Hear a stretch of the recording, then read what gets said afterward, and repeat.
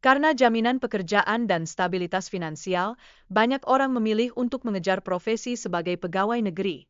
Meskipun terdapat berbagai kesulitan dalam proses pendaftarannya, aspirasi ini terus menarik minat pelamar dari berbagai latar belakang.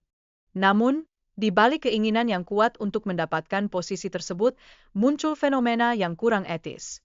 Beberapa individu bahkan rela menjual aset pribadi demi mendapatkan peluang untuk diangkat sebagai pegawai negeri sipil, menandakan tekanan yang cukup besar dalam mencapai tujuan ini.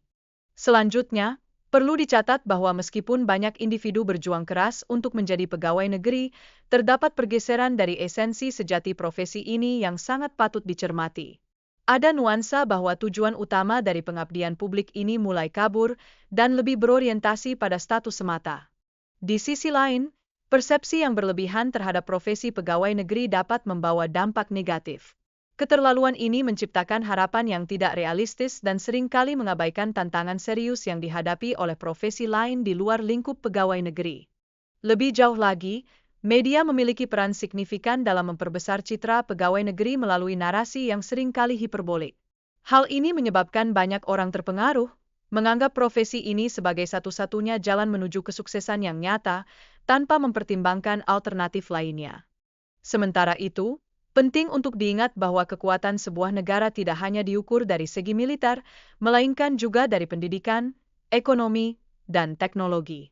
Sayangnya, glorifikasi terhadap sektor militer sering mendominasi pandangan masyarakat, mengaburkan nilai-nilai penting lainnya. Ketatnya proses seleksi untuk menjadi pegawai negeri sipil menjadikan mereka yang berhasil merasa terpilih dan bangga. Rasa eksklusivitas ini dapat menciptakan kesenjangan sosial, di mana mereka yang gagal merasa terpinggirkan dalam masyarakat. Di samping itu, banyak orang sering meromantisasi profesi pegawai negeri sipil serta bisnis, seolah-olah status tersebut sudah memberikan pengakuan tanpa memerlukan pencapaian konkret.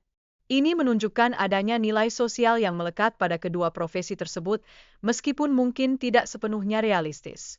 Secara alami, pengaruh orang tua juga sering mendorong anak-anak untuk memilih jalur pegawai negeri sipil.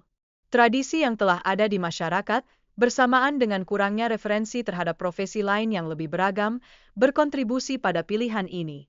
Namun, kita harus memahami bahwa romantisme terhadap pegawai negeri bukanlah semata-mata tentang mencapai kekayaan.